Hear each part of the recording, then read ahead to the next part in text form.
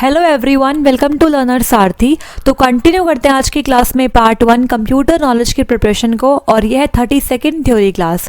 अगर आपने इससे पहले की क्लासेस नहीं देखी है तो प्लेलिस्ट के अंदर जाके आप देख सकते हैं।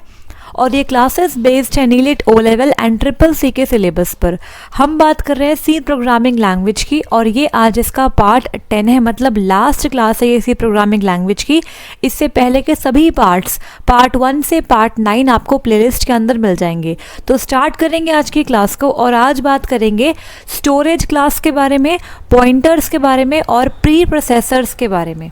इसके बाद सी प्रोग्रामिंग लैंग्वेज कंप्लीट हो जाएगा और फिर हम डिस्कस करेंगे प्रीवियस ईयर क्वेश्चन पेपर्स। ठीक है, तो स्टार्ट करेंगे आज की क्लास को।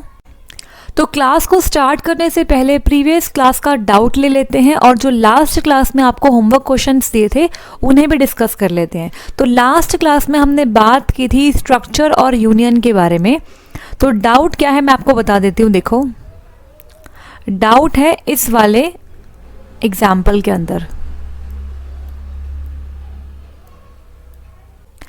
तो डाउट यहाँ पे था, देखो, difference between union and structure. तो आपको लास्ट क्लास में बताया था जब भी हमें साइज ऑफ स्ट्रक्चर निकालना होता है तो हम हर एक एलिमेंट का साइज ऐड कर देते हैं तो साइज ऑफ स्ट्रक्चर निकल जाता है। और अगर बात करें यूनियन की तो इसमें क्या होता है, जो लार्जेस्ट एलिमेंट होता है उसी का साइज यूनियन को मिल जाता है। तो यहाँ पे अगर बात करें यूनियन की, देखो यहाँ पर नेम नाम का करेक्टर एरे है जिसका साइज 32 है। इट मीन्स जो करेक्टर है वो होता है 1 बाइट का। तो यहाँ पर 32 के लिए हो जाएगा 32 बाइट साइज। ठीक है, अगर बात करें फ्लोट सैलरी की तो फ्लोट होता है 4 बाइट्स का, तो यहाँ पे सैलरी भी हो जाएगी 4 बाइट्स की। और नेक्स्ट है इंट वर्कर नंबर। तो इंटीजर का साइज 2 बाइट्स भी होता है और 4 बाइट्स भी होता है। तो इस केस में हमने 4 बाइट्स साइज लिया हुआ है। ये डिपेंड करता है कंप्यूटर के आर्किटेक्चर पे। ठीक है, तो एक बार यहाँ देखो, यहाँ पे टेबल है इंटीजर टाइप्स की। तो यहाँ पे लिखा है स्टोरेज साइज में, आप देखो इंटीजर के लिए यहाँ पे 2 और 4 बाइट्स दोनों साइज अवेलेबल रहते हैं।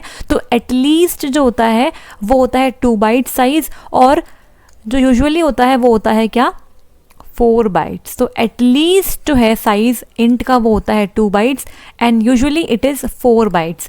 दैट्स वाई इस क्वेश्चन में 4 बाइट्स साइज लेकर सॉल्व किया गया है। ठीक है, इसलिए आपको कंफ्यूज नहीं होना है। देखो यहाँ पर समझो, तो अगर बात करें यूनियन की तो यहाँ पे जो लार्जेस्ट एलिमेंट है वो है नेम नाम का करेक्टर एरे जो 32 बाइट्स का है, इसलिए यहाँ पर साइज ऑफ यूनियन कितना आ गया, 32। और अगर बात करूँ स्ट्रक्चर की तो यहाँ पर देखो जो ये नेम नाम का करेक्टर एरे है ये है 32 बाइट्स का। इसके बाद यहाँ पे जो सैलरी है ये है 4 बाइट्स की, और जो वर्कर नंबर है ये भी यहाँ पर है 4 बाइट्स का, इसीलिए इनको ऐड करने पे आंसर आया 40 बाइट्स। तो लास्ट क्लास में मैंने यहाँ पर 2 बाइट्स लिया था, तो 2 बाइट्स अगर लेंगे तो यहाँ पे 38 बाइट्स ही आंसर आएगा। ठीक है, तो यहाँ पे डिपेंड करता है आपका कंप्यूटर जो है वो कौन से आर्किटेक्चर का है। तो इसका आंसर 38 भी आ सकता है और 40 बाइट्स भी आ सकता है। आई होप यहाँ पे जो डाउट आया था वो क्लियर हो गया होगा। ठीक है, देखो यहाँ पर जो नेम एरे है इसका साइज यहाँ पे लिया गया है 32 बाइट्स, सैलरी का साइज है 4 बाइट्स और वर्कर नंबर का साइज है 4 बाइट्स। ठीक है, तो इस तरीके से हमने समझा था लास्ट क्लास में यूनियन और स्ट्रक्चर के साइज को कैसे कैलकुलेट करते हैं। अब बढ़ते हैं आगे और बात करेंगे हम प्रीवियस क्लास के क्वेश्चंस के बारे में। तो मैंने आपको कुछ क्वेश्चंस होमवर्क में दिए थे। देखो ये वाला क्वेश्चन क्या है, what is the size of a C structure. C structure का साइज क्या होता है, तो यहाँ पे ऑप्शंस है C structure is always 128 bytes. ये तो रॉन्ग है, ऐसा कुछ नहीं होता कि हर बार स्ट्रक्चर का साइज 128 बाइट्स फिक्स्ड रहेगा, ये रॉन्ग है। नेक्स्ट क्या है, size of C structure is the total bytes of all the elements of the structure. बिल्कुल ठीक बात है, सभी एलिमेंट्स को ऐड करने पे जो टोटल बाइट्स आती है वही साइज स्ट्रक्चर का होता है। इसके बाद सी है size of the C structure is the size of largest element. ये यहाँ पर रॉन्ग है, ये होता है यूनियन के केस के अंदर, ना कि स्ट्रक्चर के लिए। और इसके बाद नन ऑफ द अबव भी गलत है। इट मीन्स यहाँ पे ऑप्शन नंबर बी बिल्कुल ठीक हो जाएगा। तो मैंने यहाँ पे लिख दिया है, देखो, individually calculate the sizes of each member of a structure and make a total to get the full size of the structure. ठीक है, बढ़ेंगे आगे, बात करेंगे नेक्स्ट क्वेश्चन की।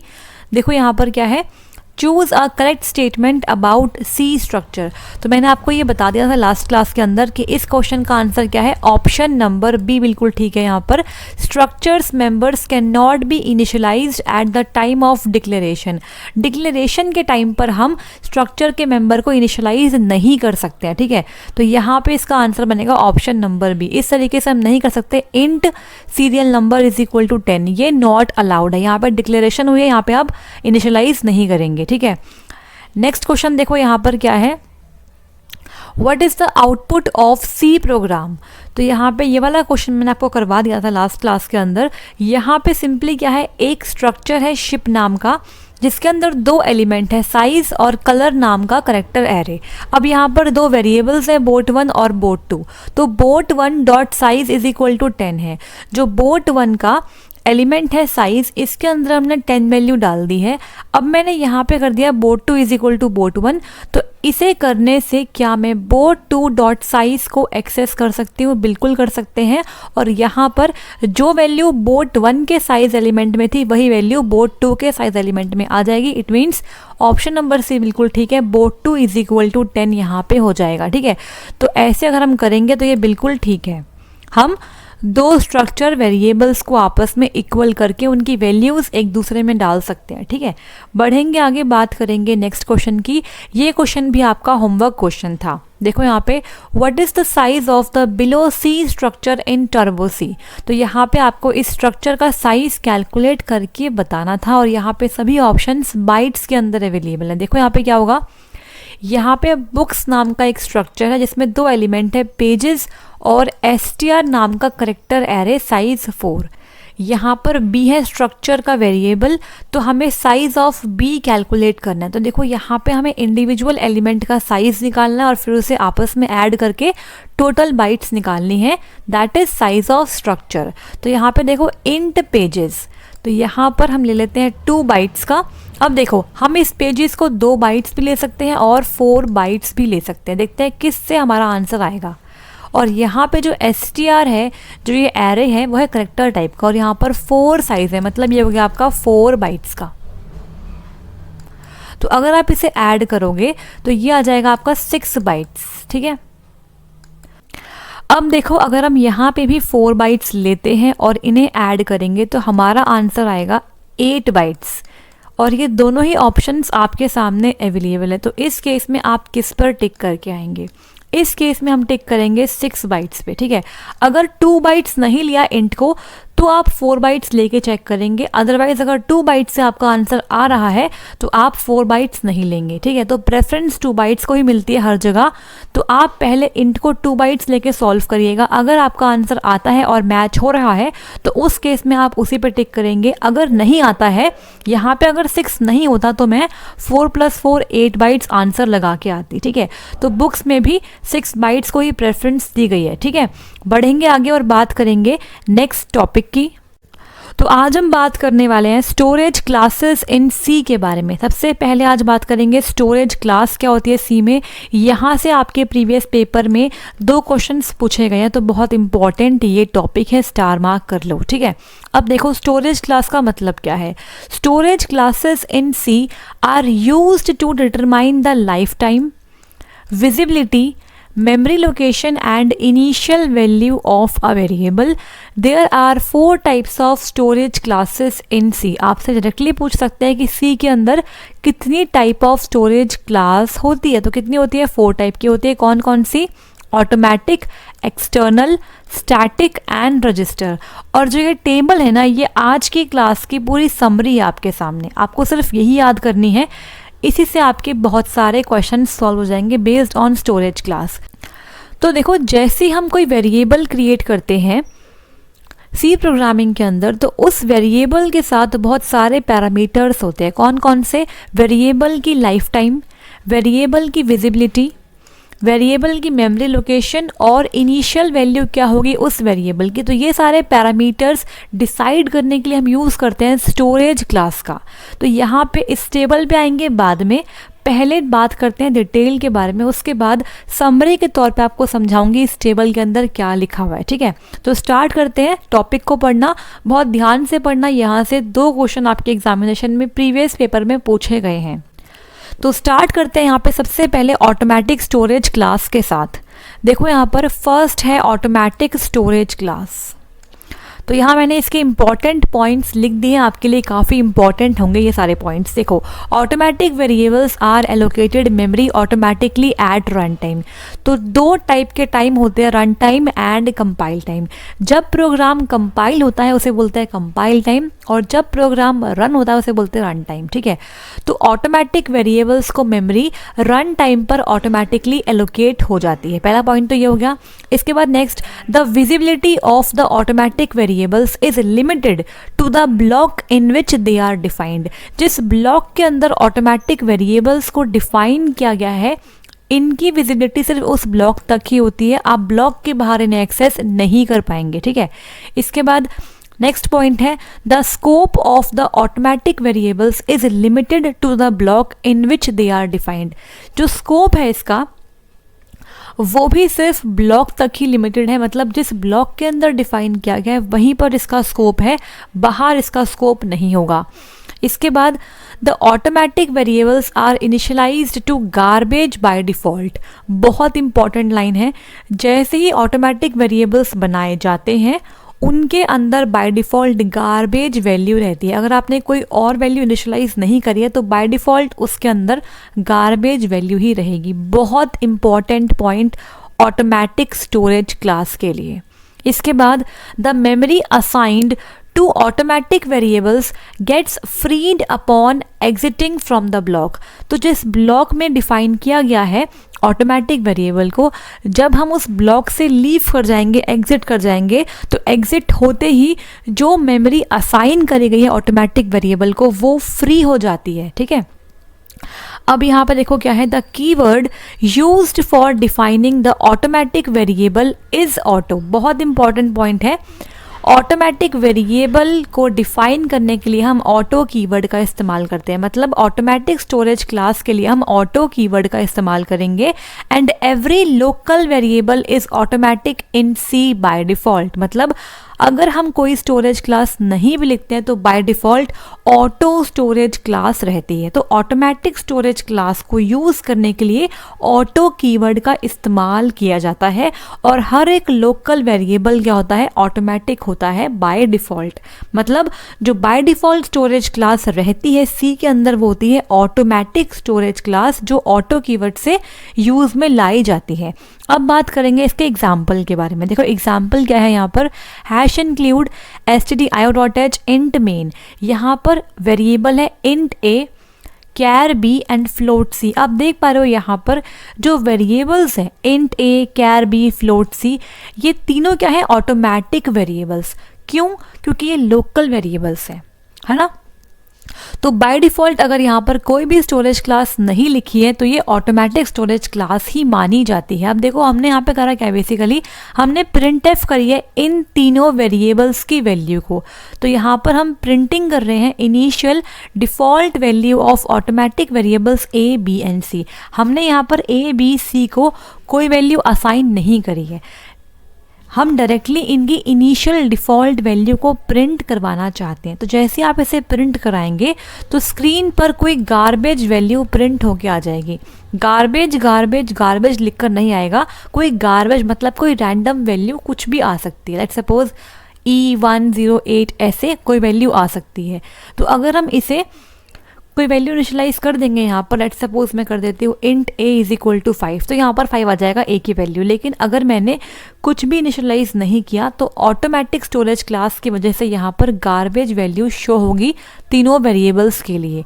तो ये होती है हमारी ऑटोमेटिक स्टोरेज क्लास। यहाँ पे 3 पॉइंट इंपॉर्टेंट है। पहला क्या है कि ऑटो कीवर्ड का इस्तेमाल करते हैं, और by default her local variable क्या होता है, ऑटोमेटिक होता है, और इसके अंदर गार्बेज वैल्यू आ जाती है बाय डिफ़ॉल्ट अगर हमने कोई वैल्यू इनिशियलाइज नहीं करी है तो। अब बढ़ते हैं आगे, बात करेंगे स्टैटिक स्टोरेज क्लास के बारे में।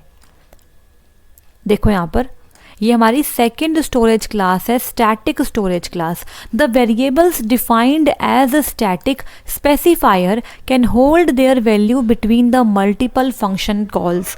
बहुत इंपॉर्टेंट पॉइंट है ये। मतलब अगर आपने स्टैटिक वेरिएबल कोई बनाया है, उसके अंदर कोई वैल्यू आ चुकी है, तो वो वैल्यू डिफरेंट फंक्शन कॉल्स के अंदर भी रिटेन रहती है। जैसे फंक्शन कॉल होता रहेगा वैसे वैसे उसकी वैल्यू चेंज नहीं होगी, वो उसी वैल्यू पर काम करेगा और फंक्शन कॉल पर जो भी ऑपरेशन होगा वो हो जाएगा। तो इसका एग्जाम्पल अभी देखेंगे आगे। Next point, static local variables are visible only to the function or the block in which they are defined। जिस भी फंक्शन के अंदर या जिस भी ब्लॉक के अंदर हम स्टैटिक लोकल वेरिएबल बनाते हैं वो उसी के अंदर ही विजिबल होता है। इसके बाद a same static variable can be declared many times but can be assigned at only one time। एक सेम स्टैटिक वेरिएबल को आप बार बार डिक्लेयर तो कर सकते हो, लेकिन उसके अंदर वैल्यू सिर्फ एक ही बार असाइन करी जाएगी और वो वैल्यू उसके अंदर रिटेन रहती है। Default initial value of static integral variable is zero. तो डिफ़ॉल्ट वैल्यू क्या होती है स्टैटिक इंटीजर की? ज़ीरो होती है। यहाँ पे गार्बेज नहीं होता, यहाँ पे ज़ीरो होता है, ठीक है। The visibility of the static global variable की अगर बात करें तो is limited to the file in which it has declared. अगर बात करें स्टैटिक ग्लोबल वेरिएबल्स की, देखो वेरिएबल्स दो टाइप के होते हैं, लोकल वेरिएबल्स और ग्लोबल वेरिएबल्स। तो जो इंट मेन से बाहर बनते हैं वेरिएबल्स उन्हें बोलते हैं ग्लोबल वेरिएबल। उन्हें हम पूरे प्रोग्राम में कहीं से भी एक्सेस कर सकते हैं, ठीक है। तो यहाँ पर देखो जो स्टैटिक ग्लोबल वेरिएबल होते हैं उनकी जो विजिबिलिटी होती है वो उस पर्टिकुलर फाइल के अंदर लिमिटेड रहती है। मतलब जिस भी प्रोग्राम के अंदर उसे बनाया गया है उस प्रोग्राम में आप कहीं से भी उसे एक्सेस कर सकते हैं। The keyword use to define the static variable is static. तो स्टैटिक वेरिएबल को यूज़ करने के लिए हम स्टैटिक कीवर्ड को लगाते हैं, मतलब स्टैटिक स्टोरेज क्लास के लिए स्टैटिक कीवर्ड लगाना पड़ेगा। नेक्स्ट बढ़ेंगे आगे, बात करेंगे स्टैटिक स्टोरेज क्लास के एग्जाम्पल के बारे में। देखो यहाँ पर एग्जाम्पल क्या है, हैश इंक्लूड stdio.h। यहाँ पर है static char C variable, static int I variable, static float F variable, और यहाँ पर एक है एरे जो एस नाम का एरे है, करेक्टर टाइप एरे है और 100 साइज है, ये भी स्टैटिक इन नेचर है, ठीक है। अब यहाँ पर है वॉइड मेन और यहाँ पर हमने प्रिंट एफ करवाई है इन सब की वैल्यूज़। तो यहाँ पर CIFS की वैल्यू हम यहाँ पर प्रिंट करवा रहे हैं, लेकिन कौन सी वैल्यू? Initial default value. हमने यहाँ पे अभी तक कोई वैल्यू इनिशियलाइज नहीं करी है, हम इसकी डिफ़ॉल्ट वैल्यू को प्रिंट करवाना चाहते हैं आउटपुट स्क्रीन पर। तो यहाँ पर देखो क्या हो जाएगा, यहाँ पर एस भी है, देखो यहाँ पर हमने लिखा हुआ है %d, %d, %f और %s। %d for character, because जो करेक्टर सी है उसकी अस्काई वैल्यू आती है स्क्रीन पर, तो अस्काई वैल्यू किस में होती है? इंटीजर में होती है, इसलिए यहाँ पे %d लगा दिया। i इज़ इंट तो %d, f फ्लोट है तो %f, और जो हमारा एस है ये क्या है? बेसिकली एक स्ट्रिंग है ना, करेक्टर एरे को हम स्ट्रिंग कहते हैं, तो यहाँ पर हमने %s का इस्तेमाल किया है। तो यहाँ पे ऐसे क्या हो जाएगा, हमारा इनिशियल डिफ़ॉल्ट वैल्यू प्रिंट हो जाएगी। तो आप देख पा रहे हो आउटपुट में क्या है, यहाँ पर आया 0 0 0.0000000 और नल। तो यहाँ पर जो C है उसके अंदर आया 0, I के अंदर 0, F के अंदर आया 0 पॉइंट और 6 टाइम 0, बिकॉज ये क्या है? फ्लोट है, इसलिए यहाँ पर 6 डिजिट्स का प्रिसीजन भी आ गया। और यहाँ पर जो S है वो उसमें आ गया नल, क्योंकि उसके अंदर कुछ भी नहीं है। तो आप देख पा रहे हो यहाँ पर 0 वैल्यू आई है स्टैटिक लगाने से। अगर हमने स्टैटिक नहीं लगाया होता तो क्या आया था यहाँ पे? यहाँ पे आया था गार्बेज, गार्बेज और गार्बेज। यहाँ पे गार्बेज वैल्यू आती है, लेकिन स्टैटिक स्टोरेज क्लास का इस्तेमाल करने से इसकी इनिशियल वैल्यू गार्बेज ना होकर अब 0 हो गई है। क्लियर हो गया? नेक्स्ट बढ़ते हैं आगे और बात करेंगे अगली स्टोरेज क्लास के बारे में, and that is register storage class. तो देखो यहाँ पर third is register storage class. The variables defined as the register is allocated the memory into the CPU registers depending upon the size of the memory remaining in the CPU।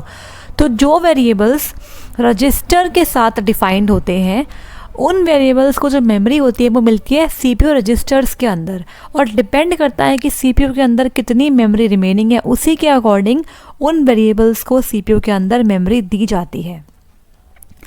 We cannot dereference the register variables, that is we cannot use address operator for the register variable। तो अभी तक हम बात कर रहे थे memory की, तो हम रैम की बात कर रहे थे, लेकिन यहाँ पे हम बात कर रहे हैं सीपीयू रजिस्टर्स की। मतलब जो वेरिएबल रजिस्टर कीवर्ड के साथ डिफाइंड होते हैं उनको मेमोरी कहाँ मिलती है, सीपीयू रजिस्टर्स के अंदर। और क्योंकि वो रजिस्टर्स हैं तो वहाँ पर मेमोरी लोकेशन तो है नहीं, तो आप एड्रेस ऑपरेटर लगाकर उसे आप रेफरेंस नहीं कर पाएंगे, तो आप यहाँ पर एड्रेस ऑपरेटर का इस्तेमाल भी नहीं कर सकते हो। The access time of the register variables is faster than automatic variables. ये इंपॉर्टेंट पॉइंट क्यों है समझो।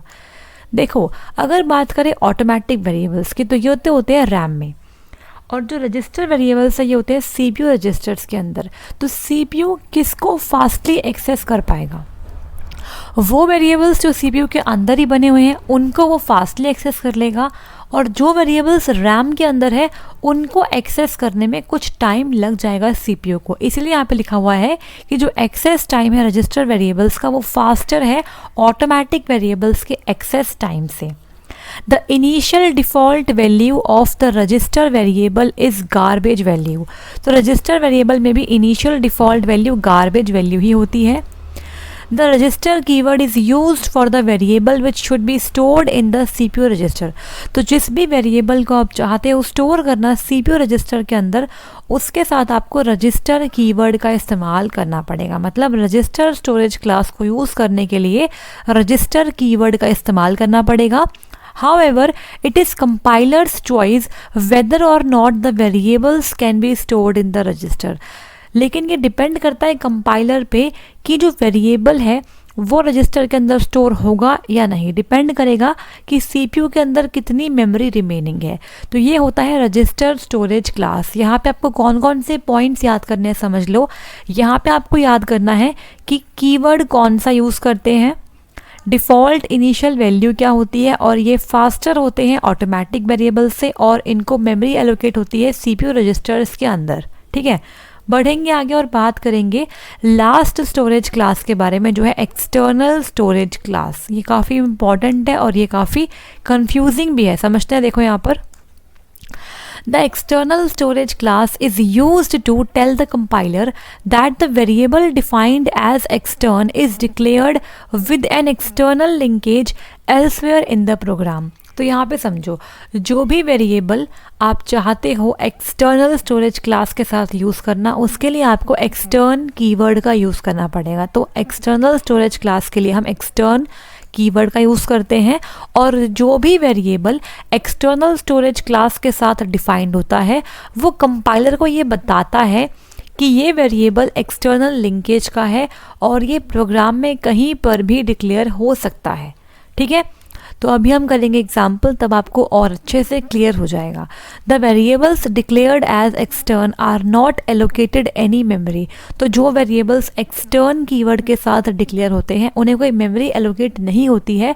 It is only declaration and intended to specify that the variable is declared elsewhere in the program. तो ये बस क्या होता है, एक डिक्लेरेशन होता है जो ये स्पेसिफाई करता है कि वेरिएबल प्रोग्राम में कहीं पर भी डिक्लेयर हो सकता है। जो डिफ़ॉल्ट इनिशियल वैल्यू होती है एक्सटर्नल इंटीग्रल टाइप की, वो होती है 0। तो स्टैटिक और एक्सटर्न की होती है डिफ़ॉल्ट वैल्यू 0, और ऑटोमेटिक और रजिस्टर की होती है गार्बेज वैल्यू। ठीक है, we can only initialize the extern variable globally. तो हम एक्सटर्न वेरिएबल को सिर्फ ग्लोबली ही इनिशियलाइज कर सकते हैं। That is we can not initialize the external variable within any block और मेथड। तो किसी मेथड मतलब फंक्शन और ब्लॉक के अंदर आप एक्सटर्न वेरिएबल की वैल्यू इनिशियलाइज नहीं कर सकते, सिर्फ ग्लोबली इसकी वैल्यू को इनिशियलाइज करा जा सकता है। An external variable can be declared many times but can be initialized at only once. तो इसे कई बार डिक्लेयर कर सकते हैं लेकिन इनिशियलाइज सिर्फ एक ही बार करा जाएगा। If a variable is declared as external, then the compiler searches for that variable to be initialized somewhere in the program which may be extern or static. If it is not, then the compiler will show an error. देखो यहाँ पे क्या लिखा हुआ है, अगर हमने किसी वेरिएबल को एक्सटर्नल डिक्लेयर कर दिया तो कंपाइलर सर्च करता है प्रोग्राम में कि वो वेरिएबल कहाँ पर इनिशियलाइज हुआ है, ठीक है, उसे वो चेक करता है. अगर ऐसा नहीं मिलता है तो वहाँ पर कंपाइलर एरर शो कर देगा. तो अब देखते हैं इनके सभी के एग्जाम्पल ताकि आपको और बेटर अंडरस्टैंडिंग हो जाए एक्सटर्न स्टोरेज क्लास की. देखो यहाँ पर एग्जाम्पल 1 क्या है, hash include stdio.h int main है, इसके बाद एक्सटर्न इंट a है, printf %da. यहाँ पर हमने एक्सटर्न इंट a लगाने से क्या बताया कि हम कंपाइलर को ये बता रहे हैं कि a नाम का वेरिएबल कहीं पर है, लेकिन हमने कहीं पर भी a नाम के वेरिएबल को नहीं बनाया. इट मीन्स यहाँ पर आ जाएगी एरर और यहाँ पर आ भी गई. अनडिफाइंड रेफरेंस टू a, जिस a को आप रेफरेंस कर रहे हो वो डिफाइंड ही नहीं है. यहाँ पर जो एक्सटर्न इंट a है इसका मतलब यहाँ पर सिर्फ इतना है कि ये कंपाइलर को बस ये बता रहा है कि प्रोग्राम में कहीं ना कहीं a वेरिएबल डिक्लेयर हुआ है, बट यहाँ पर कहीं पर भी कोई वेरिएबल a डिक्लेयर नहीं है, इसलिए यहाँ पर आ गया अनडिफाइंड रेफरेंस टू a. ठीक है, अब देखो ये वाला example, hash include stdio.h int a हमने यहाँ पर बना दिया. अब मेन के अंदर हमने लिखा एक्सटर्न इंट a, तो यहाँ पर जो वेरिएबल a है वो डिफाइंड है ग्लोबली. जो भी इंट मेन के बाहर होता है उसे बोलते हैं global variable. The memory will not be allocated to a, इसे कोई मेमोरी नहीं मिलेगी, लेकिन जो इसकी वैल्यू है जब हम प्रिंट करेंगे तो वो स्क्रीन पर 0 आ जाएगी, बिकॉज बाय डिफ़ॉल्ट एक्सटर्न की वैल्यू क्या होती है, 0 होती है. ठीक है, तो यहाँ पर एक्सटर्न इंट a सिर्फ ये बता रहा है कि जो a है वो प्रोग्राम में कहीं पर क्या है, डिफाइंड है, वहाँ से इसकी वैल्यू को यूज़ कर सकते हैं. पढ़ते हैं आगे, बात करेंगे नेक्स्ट एग्जाम्पल की. Hash include stdio.h int a int main, extern int a is equal to 0. यहाँ पर हमने extern int a is equal to 0 कर दिया. ये क्या है, गलत है. This will show a compiler error since we can not use extern and initializer at the same time. आप सेम टाइम पे ही एक्सटर्न कीवर्ड और इनिशियलाइजेशन का इस्तेमाल नहीं कर सकते. देखो यहाँ पर आ गया क्या एरर, यहाँ पे लिखा हुआ है a has both extern and initialiser, तो यहाँ पर आ गई एरर. आई होप आपको यहाँ पर समझ में आया होगा. अब यहाँ पर लास्ट एग्जांपल है, hash include stdio.h int main, extern int a. तो यहाँ पर जैसे ही हमने एक्सटर्न इंट a लिखा तो कंपाइलर ने सर्च किया इस a वेरिएबल के लिए. तो compiler will search here for a variable a defined and initialized somewhere in the program और नॉट. तो ये चेक करेगा आपका जो कंपाइलर है कि जो a वेरिएबल है वो प्रोग्राम में कहीं पर डिफाइंड या फिर इनिशियलाइज है या फिर नहीं है. अगर है तो ठीक है, उसकी वैल्यू आ जाएगी, अदरवाइज एरर आ जाएगी. तो यहाँ पर अगर आप प्रिंट करना चाहेंगे a की वैल्यू तो अब यहाँ पर 0 ना आकर क्या आ जाएगा, 20 आएगा, क्योंकि प्रोग्राम में इंट a की वैल्यू 20 है, इसीलिए a की वैल्यू अब 20 आएगी.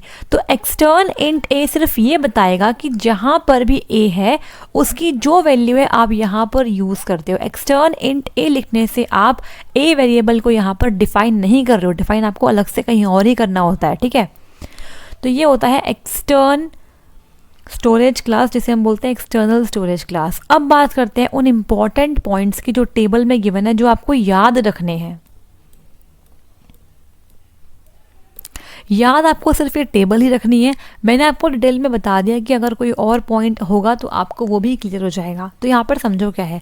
स्टोरेज क्लास यहाँ पर है ऑटोमेटिक, एक्सटर्नल, स्टैटिक और रजिस्टर. इन स्टोरेज क्लास के लिए जो कीवर्ड यूज़ होते हैं वो होता है auto, extern, static and register. तो जो ऑटो वेरिएबल्स होते हैं, मतलब जो ऑटोमेटिक स्टोरेज क्लास के वेरिएबल होते हैं, उनको जो स्टोरेज मिलता है वो मिलता है रैम के अंदर, और इनके जो डिफ़ॉल्ट वैल्यू होती है वो होती है गार्बेज वैल्यू. स्कोप क्या होता है, लोकल होता है, मतलब हम इसे सिर्फ और सिर्फ विद इन द ब्लॉक और मेथड ही एक्सेस कर पाते हैं, उस मेथड के बाहर हम इसे एक्सेस नहीं कर पाएंगे. तो स्कोप क्या होता है, लोकल होता है. इसके बाद जो लाइफ टाइम है, मतलब अगर एक बार वेरिएबल बन गया तो कब उसकी लाइफ ख़त्म होगी, तो फंक्शन से बाहर एग्जिट करते ही उसकी लाइफ ख़त्म हो जाएगी. तो मतलब विद इन फंक्शन ही उसकी लाइफ रहेगी. इसके बाद जो एक्सटर्न वेरिएबल होगा उसको भी मेमोरी रैम में मिलेगी, मतलब जो स्टोरेज है वो रैम में मिलेगी। गार्बेज वैल्यू यहाँ पर नहीं होती, यहाँ पे होती है 0 डिफ़ॉल्ट वैल्यू। स्कोप इसका होता है ग्लोबल, मतलब एक्सटर्न वेरिएबल को हम प्रोग्राम में कहीं से भी एक्सेस कर सकते हैं। और जो इसकी लाइफ टाइम है वो till the end of the main program रहती है, may be declared anywhere in the program, ठीक है। तो हम इसे कहीं पर भी डिक्लेयर कर सकते हैं और जब तक प्रोग्राम चलेगा, जब तक इस वेरिएबल की लाइफ टाइम रहेगी, प्रोग्राम बंद हुआ तो ये वाला जो वेरिएबल है इसकी लाइफ भी ख़त्म हो जाएगी। इसके बाद स्टैटिक जो होता है हमारा वेरिएबल, उसे भी स्टोरेज रैम में मिलती है, डिफ़ॉल्ट वैल्यू 0, और ये होता है लोकल स्कोप का, मतलब विद इन अ मेथड और ब्लॉक ही इसे एक्सेस कर सकते हैं। लेकिन जो इसकी लाइफ टाइम है वो फंक्शन के अंदर ख़त्म नहीं होती, वो till the end of the main program रहती है और ये रिटेन करता है अपनी वैल्यू को between the multiple function call. ये बहुत इंपॉर्टेंट पॉइंट आपसे पूछेंगे, कौन सा वेरिएबल रिटेन करता है वैल्यू को अलग अलग फंक्शन कॉल में, तो वो है स्टैटिक वेरिएबल, ठीक है। डबल स्टार मार्क कर लो, ये क्वेश्चन बहुत इंपॉर्टेंट है, बार बार एग्जामिनर पूछता है इसे। इसके बाद लास्ट है रजिस्टर स्टोरेज क्लास। यहाँ पर हमारा जो स्टोरेज प्लेस है वो होता है रजिस्टर, सीपीयू का रजिस्टर, और यहाँ पर डिफ़ॉल्ट वैल्यू होती है गार्बेज वैल्यू। स्कोप इसका भी लोकल होता है, मतलब आप सिर्फ विद इन अ फंक्शन और ब्लॉक ही इसे एक्सेस कर पाते हैं, बाहर से एक्सेस नहीं करेंगे। और जैसे ही आप फंक्शन से बाहर आए, ब्लॉक से बाहर आए, इसकी लाइफ भी ख़त्म हो जाती है, ठीक है। तो यहाँ पर स्टैटिक और रजिस्टर में फ़र्क ये है कि स्टैटिक का स्कोप भी लोकल है, लेकिन इसकी जो लाइफ है वो बनी रहती है। जब तक प्रोग्राम बंद नहीं होगा इसकी लाइफ बंद नहीं होगी, ये वेरिएबल ख़त्म नहीं होते हैं, इसे आप एक्सेस नहीं कर पाओगे बाहर से उस ब्लॉक या फंक्शन के, लेकिन ये ख़त्म नहीं होते। इनको जो मेमोरी मिली होती है वो इनके पास रहती है जब तक प्रोग्राम एंड नहीं हो जाएगा। क्लियर हो गया? तो ये सारे पॉइंट्स आपको याद करने हैं। इसके बाद जो सी प्रोग्रामिंग की क्लास आएगी वो आएगी प्रीवियस ईयर क्वेश्चंस की जो क्लास है, जो सी प्रोग्रामिंग के बचे हुए क्वेश्चंस है उन सभी क्वेश्चंस पर बेस्ड क्लास होगी, जहाँ पर मैं स्टोरेज क्लास के भी क्वेश्चंस लेके आऊँगी, ठीक है। यहाँ पे टॉपिक हो गया ख़त्म। अब बढ़ते हैं आगे और बात करेंगे नेक्स्ट टॉपिक की, जो है पॉइंटर्स। तो डिस्कस करते हैं पॉइंटर्स को भी, यहाँ से भी क्वेश्चन आया हुआ है तो डिस्कस कर लेते हैं इसको भी, शॉर्ट पॉइंट्स देखते हैं इसके। The pointer in C language is a variable which stores the address of another variable. तो पॉइंटर भी एक वेरिएबल ही होता है, लेकिन इसकी खास बात क्या है, इस वेरिएबल के अंदर हम वैल्यू स्टोर नहीं करते, हम इसके अंदर दूसरे वेरिएबल का एड्रेस स्टोर करते हैं। मोस्ट इंपॉर्टेंट लाइन कि पॉइंटर क्या है, एक वेरिएबल है सी लैंग्वेज के अंदर जो अनदर वेरिएबल का एड्रेस स्टोर करने में हेल्प करता है। This variable can be of type int, char, array, function और any other pointer.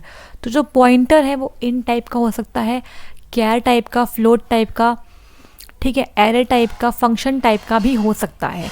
The size of the pointer depend upon the architecture. तो कंप्यूटर का आर्किटेक्चर क्या है, 16 बिट, 32 बिट, 64 बिट, उस पर डिपेंड करता है क्या, साइज़ ऑफ पॉइंटर। तो सभी टाइप्स के लिए जो पॉइंटर होंगे वो सेम साइज़ का होगा। यही क्वेश्चंस प्रीवियस पेपर में पूछे गए हैं, ठीक है। अब देखो, जो पॉइंटर होता है उसके अंदर हम स्टोर करते हैं एड्रेस, लेकिन किसका, एक वेरिएबल का, और उस वेरिएबल में उसकी वैल्यू स्टोर्ड है। तो इस वेरिएबल का जो एड्रेस है वो तो पॉइंटर के अंदर है, लेकिन जो वेरिएबल की वैल्यू है वो इस वेरिएबल में ही स्टोर है, ठीक है। अब यहाँ पर समझो, थोड़ा सा क्लियर कर लेते हैं। देखो, consider the following example to define a pointer which stores the address of an integer. तो किस तरीके से पॉइंटर को डिफाइन करते हैं, तो यहाँ पे हमने डिफाइन किया एक पॉइंटर जो किसी इंटीजर वेरिएबल का एड्रेस स्टोर करेगा। तो देखो, int n is equal to 10, यहाँ पर n एक वेरिएबल है इन टाइप का, इसके अंदर हमने 10 वैल्यू डाल दी है। अब यहाँ पर int star p is equal to address of n, तो स्टार का इस्तेमाल करते हैं यहाँ पर, हम इसे बोलते हैं एस्ट्रिक्ट सिंबल, ये बताता है कि ये पॉइंटर है। तो int star p is equal to address of n, मतलब जो एड्रेस है n वेरिएबल का वो आ जाएगा p पॉइंटर वेरिएबल के अंदर। तो यहाँ पर मान लो ये p है, p में एड्रेस आ जाएगा किसका, n वेरिएबल का, और n में कौन सी वैल्यू है, 10 वैल्यू स्टोर्ड है। तो जो भी इसका एड्रेस है मेमोरी के अंदर, मान लो इसका एड्रेस है 2468, तो ये एड्रेस इस p वाले वेरिएबल के अंदर आ जाएगा। आई होप आपको यहाँ पर समझ में आ रहा होगा। अब देखो, variable p of type pointer is pointing to the address of the variable n of type integer. तो जो p वेरिएबल है, जो एक पॉइंटर वेरिएबल है, ये पॉइंट कर रहा है किसके एड्रेस को, n के एड्रेस को, और n क्या है, इंटीजर टाइप वेरिएबल। अब यहाँ पर किस तरीके से हम डिक्लेयर करते हैं पॉइंटर, ये समझ लेते हैं। The pointer in C language can be declared by using asterisk symbol. तो इंट स्टार p, यहाँ पर स्टार बता रहा है कि p क्या है, पॉइंटर वेरिएबल है। तो देखो, इस एस्ट्रिक्ट सिंबल को हम एक और नाम से बुलाते हैं और वो क्या है, इनडायरेक्शन ऑपरेटर। याद कर लो, एस्ट्रिक्ट सिंबल को इनडायरेक्शन ऑपरेटर भी कहते हैं। स्टार मार्क कर रही हूँ यहाँ पर। Used to dereference a pointer. तो पॉइंटर को डी रेफरेंस करने में हम इसकी हेल्प लेते हैं। ठीक है, मतलब अगर मैं ऐसे करती हूँ, अगर मुझे p की वैल्यू प्रिंट करनी है तो उसके अंदर वैल्यू मिलेगी 2468। लेकिन अगर मैं लिखती हूँ स्टार p, अगर मैं स्टार p की वैल्यू प्रिंट f करूँगी तो मुझे क्या मिलेगा, मुझे 2468 नहीं मिलेगा यहाँ पर, मुझे यहाँ मिलेगा वो वैल्यू जिसका एड्रेस p पॉइंट कर रहा है। तो मतलब यहाँ पे मुझे मिल जाएगा 10। अगर मैं प्रिंट f करती हूँ स्टार p की वैल्यू तो मुझको 10 मिलेगा, और p की वैल्यू प्रिंट करूँगी तो मुझे n वेरिएबल का एड्रेस मिलेगा। लेट्स सपोज यहाँ हमने 2468 माना था, तो इसीलिए इस एस्ट्रिक्ट को बोलते हैं इनडायरेक्शन ऑपरेटर, जो पॉइंटर को डी रेफरेंस करने में हेल्प करता है। तो यहाँ पर देखो, इंट स्टार a का मतलब क्या है कि ये पॉइंटर टू इंट है। कैर स्टार c का मतलब क्या है, ये पॉइंटर टू कैरेक्टर है। ठीक है, अब देखो यहाँ पर समझो, यहाँ देखो क्या है, यहाँ पर एक नंबर है, ये एक नॉर्मल वेरिएबल है, इसके अंदर 50 वैल्यू स्टोर्ड है, इसका एक एड्रेस है FFF4, मेमोरी के अंदर एक एड्रेस है। अब यहाँ पर एक पॉइंटर है p, जो इस पर्टिकुलर नंबर वेरिएबल का एड्रेस कंटेन करेगा। मतलब ये जो पॉइंटर है ये इसके लिए बनाया गया है। तो मैं क्या लिखूँगी यहाँ पर, इंट नंबर, ये एक वेरिएबल है जिसके अंदर हमने 50 डाल दिया, और यहाँ बनाऊंगी एक पॉइंटर वेरिएबल, तो ये भी इंट टाइप का होगा। एक बात और समझ लो, एक मिनट, इंट स्टार लगाऊंगी पॉइंटर के लिए, p लगाऊंगी और इसके अंदर एड्रेस डाल दूंगी इस नंबर वाले वेरिएबल का। इस तरीके से हम डिक्लेयर करते हैं पॉइंटर को। तो यहाँ पर पॉइंटर के अंदर आ जाएगा इस वाले वेरिएबल का एड्रेस, दैट इज FFF4, और मेमोरी में इस पॉइंटर को भी तो कोई एड्रेस मिलेगा ना। तो मान लो इसका एड्रेस है 888, तो मेमोरी में इसका भी तो कोई एड्रेस होगा ना। और ये भी पॉसिबल है कि एक दूसरा पॉइंटर इस वाले पॉइंटर का एड्रेस अपने अंदर स्टोर करे, ये भी पॉसिबल है। एक चीज़ ये समझनी है आपको यहाँ पर, ये बहुत इंपॉर्टेंट लाइन है, देखो, let me change the colour. जिस टाइप का आपका वेरिएबल होगा उस ही टाइप का आपका पॉइंटर भी होगा। अगर टाइप चेंज हो जाएगा तो हम उसका एड्रेस स्टोर नहीं कर पाएंगे। Mark it important.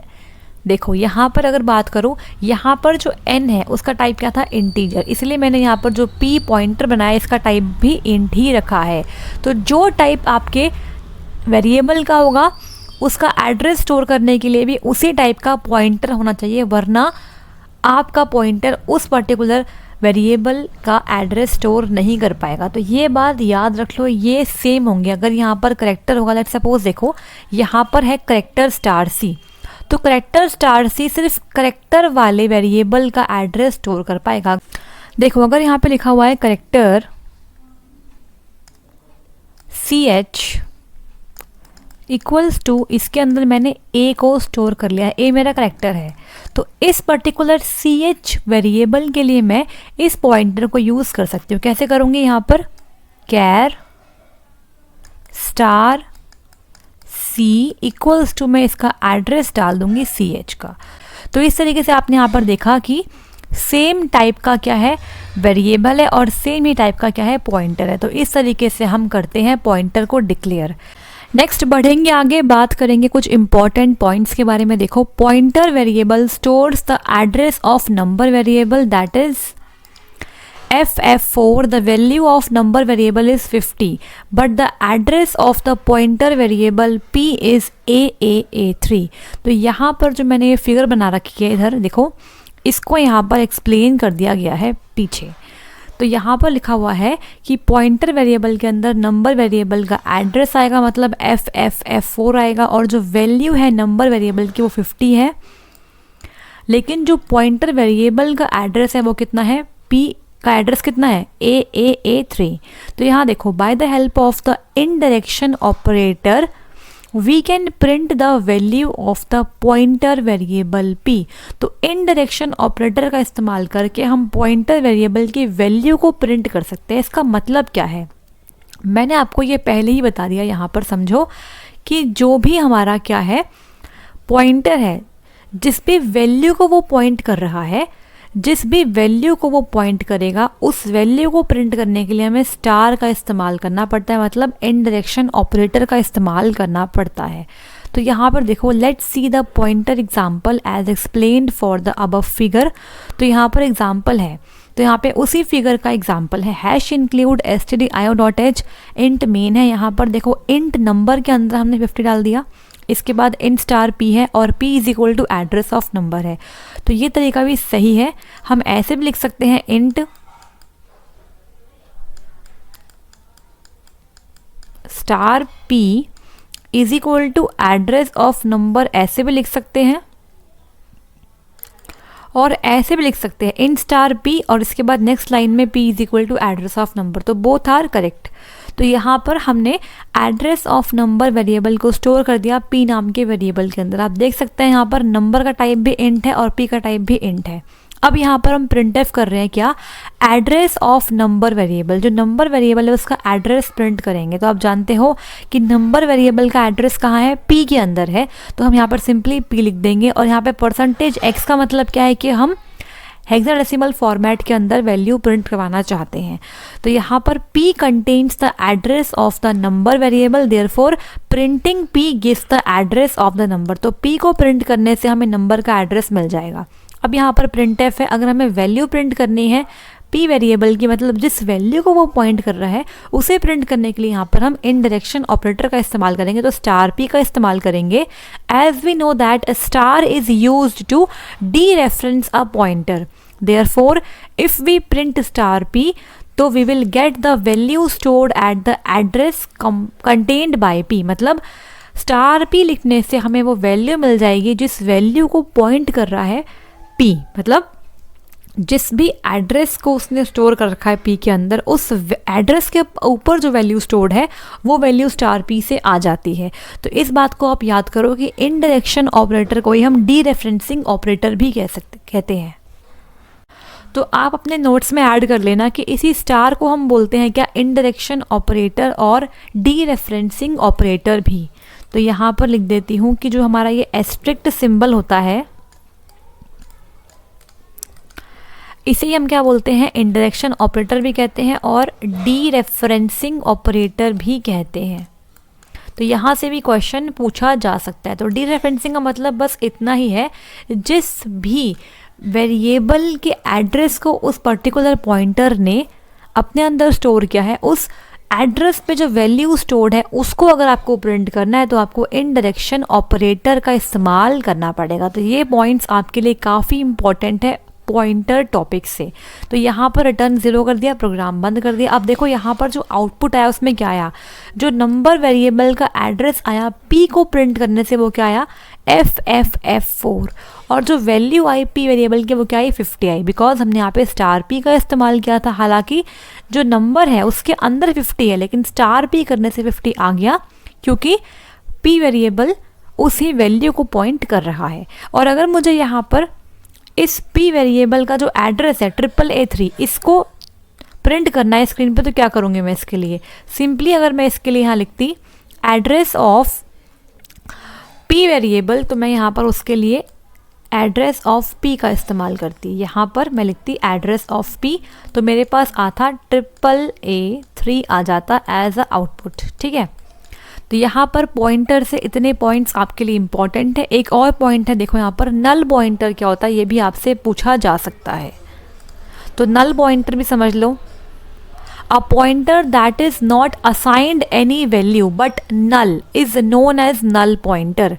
वो पॉइंटर जिसे कोई वैल्यू असाइन नहीं करी है लेकिन नल असाइन करा गया है उसे बोलेंगे null pointer. If you don't have any address to be specified in the pointer at the time of declaration you can assign null value, it will provide a better approach. तो जब हमने pointer variable को बनाया, declare किया। अगर उस time पर हमारे पास कोई ऐसा वेरिएबल नहीं है जिसका एड्रेस मुझे स्टोर करवाना है उस पर्टिकुलर पॉइंटर में, तो उस टाइम पर मैं नल वैल्यू को असाइन कर सकती हूँ।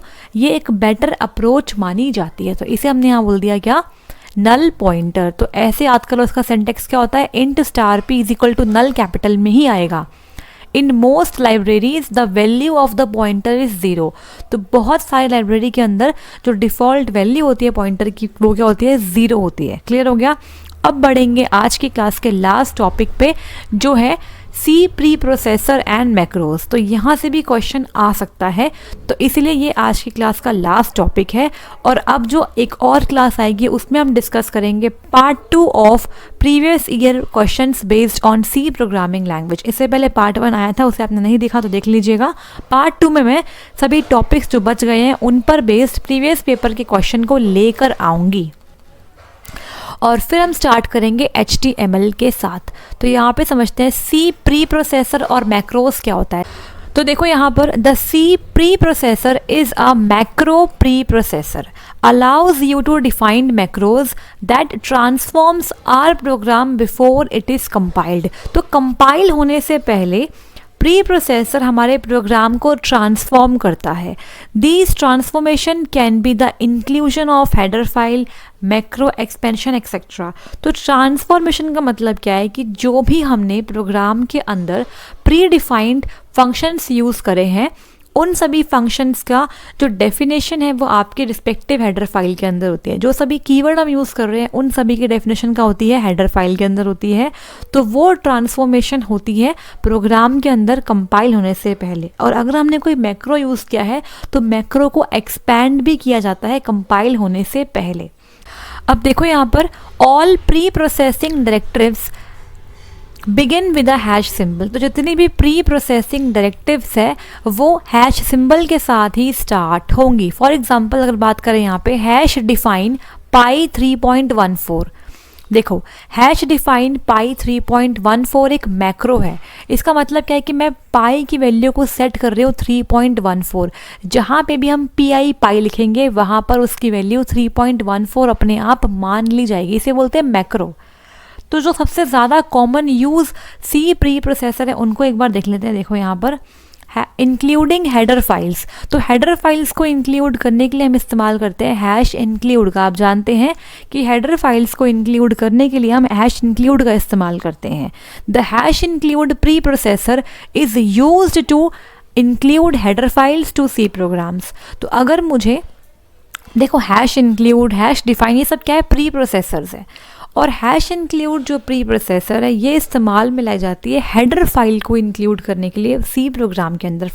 अब देखो यहाँ पर फॉर एग्जांपल है हैश इंक्लूड stdio.h। तो यहाँ पर आप जानते हैं अगर हमें stdio.h हेडर फाइल को इंक्लूड करना है सी प्रोग्राम में तो हम लिखते हैं हैश इंक्लूड stdio.h। तो यहाँ पर जो stdio.h है वो क्या है, एक हेडर फाइल है। और जो हैश इंक्लूड प्री प्रोसेसर है ये बेसिकली क्या करता है, ये एक डायरेक्टिव है जो रिप्लेस कर देता है above line with the contents of the stdio.h header file. मतलब जो stdio.h हेडर फाइल है उसके जो कंटेंट है वो इस जगह पर आ जाते हैं हैश इंक्लूड प्री प्रोसेसर को लिखने से। That's why the reason why we need to use hash include stdio.h before we can use functions like scanf, printf। आप जानते हैं scanf क्या होता है, printf क्या होता है, मैं पहले ही बता चुकी हूँ। तो ये दोनों प्रीडिफाइंड फंक्शंस है आउटपुट और इनपुट के लिए। तो इनकी डेफिनेशंस कहाँ है, stdio.h फाइल के अंदर है जो हेडर फाइल है। तो इसे इंक्लूड करने के लिए हम hash include preprocessor directive का यूज़ करते हैं, तभी हम scanf और printf को यूज़ कर पाएंगे अपने प्रोग्राम के अंदर। नेक्स्ट पॉइंट यहाँ पर, we can also create your own header file containing the function declaration and include it in your program using this preprocessor directive. तो अगर हम अपना खुद का हेडर फाइल बनाना चाहते हैं तो वो भी हम बना सकते हैं। तो जैसे हम फंक्शन को डिक्लेयर करते हैं वैसे हम इसको भी डिक्लेयर कर देंगे अपने प्रोग्राम के अंदर। तो कैसे, हैश इंक्लूड लिखेंगे और यहाँ पर डबल कोट्स के अंदर हम myheader.h नाम से कोई भी अपनी हेडर फाइल क्रिएट कर सकते हैं। तो ये बिल्कुल ठीक है, ठीक है। यहाँ पे लास्ट पॉइंट है मैक्रोज यूजिंग हैश डिफाइन। तो हैश डिफाइन के साथ हम सी प्रोग्राम के अंदर मैक्रो क्रिएट करते हैं। अब मैक्रो होता क्या है पहले ये समझो। A macro is a fragment of code that is given a name. तो मैक्रो बेसिकली एक फ्रेगमेंट ऑफ कोड है जिसे हमने एक नाम दे दिया। मतलब अपने प्रोग्राम में जहाँ पर भी हम उस मैक्रो को यूज़ करेंगे तो जो वैल्यू हमने वहाँ पे असाइन करी है वो वहाँ पर आ जाएगी। तो मैक्रो को यूज़ करने के लिए हम hash define preprocessor directive का यूज़ करेंगे, ना कि हैश इंक्लूड का। यहाँ पे एग्जांपल समझो, हैश डिफाइन सी 299792458। तो स्पीड ऑफ लाइट कितनी होती है? स्पीड ऑफ लाइट होती है c is equal to 3 × 10⁸ metre per second. ये होता है कांस्टेंट, ठीक है। तो एक्चुअल में इसकी वैल्यू होती है 299792458, बट हम अप्रॉक्सीमेटली 3 × 10⁸ ले लेते हैं। तो अगर मुझे अपने प्रोग्राम में कहीं पर भी c का यूज़ करना है, स्पीड ऑफ लाइट का यूज़ करना है, तो अगर मैं ऊपर लिख देती हूँ hash define c is equal to this, तो यहाँ पर क्या हो जाएगा, जहाँ पे मैं c का इस्तेमाल करूँगी अपने आप वो इस नंबर से रिप्लेस हो जाएगा। तो इसे बोलते हैं क्या? मैक्रो।